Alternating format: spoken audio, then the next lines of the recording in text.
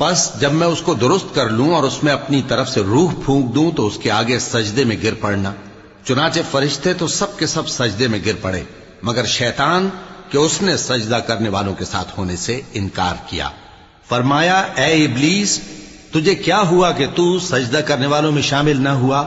اس نے کہا میں ایسا نہیں ہوں کہ انسان کو جس کو تو نے کھنکھناتے سڑے ہوئے گارے سے بنایا ہے سجدہ کروں۔ فرمایا یہاں سے نکل جا کہ اب تو مردود ہے اور تجھ پر قیامت کے دن تک لعنت برسے گی۔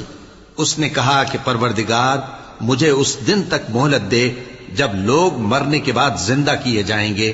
فرمایا اچھا، سو تجھے مہلت دی جاتی ہے وقت مقرر یعنی قیامت کے دن تک۔ اس نے کہا کہ پروردگار جیسا تو نے مجھے بھٹکا دیا ہے میں بھی زمین میں لوگوں کے لیے گناہوں کو آراستہ کر کے دکھاؤں گا اور سب کو بہکاؤں گا۔